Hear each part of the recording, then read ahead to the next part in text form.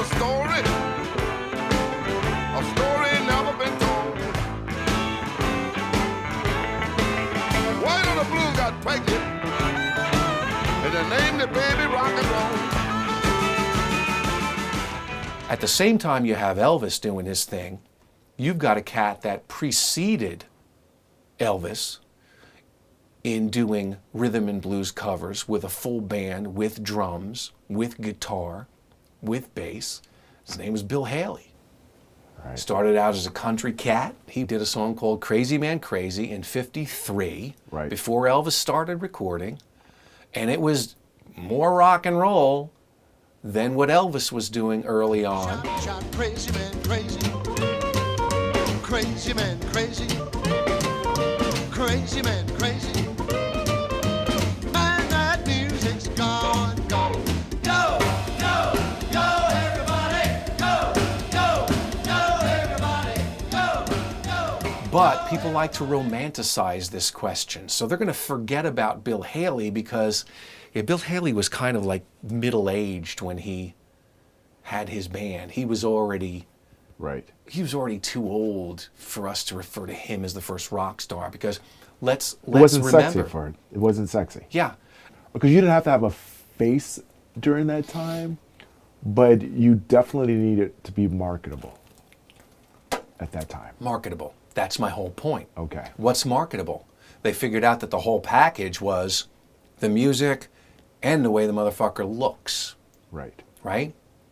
Right. And while we're talking about Elvis, I mean, he was such a fan of R&B that he took all his moves. That lip thing he did, Yeah. the thing, and lip thing, and the this, and the, that's all Wynonie Harris. He saw Wynonie Harris live. He took all Wynonie's moves. African Americans of the day who knew of Wynonie Harris and knew of Elvis referred to Elvis as the white Wynonie. Right. And they said, when you saw Elvis Presley perform, you were seeing a watered-down version of Wynonie. Sadly, no film exists. We have nothing. No Nothing. film exists at all Really? of Wynonie Harris. But he's legendary. He was the first rock star, in my opinion. He had the rock and roll mentality. He was a womanizer. He drank a lot. He was bawdy on stage. He was profane on stage. He sang risque music. He was dangerous. He showed up in his gigs in one Cadillac and left in another. Right. He had a neon sign on his front lawn that said, Wynonie Harris, world's greatest blues singer. He was living the rock and roll life, and I can't think of another personality that was as outrageous that preceded him. Well, I just got wise and built me a loving machine. Well, you put a nickel in a slot, you hear some buzzing, kisses while they're hot, 5 cents a dozen, up to my house. I've got something you've never seen.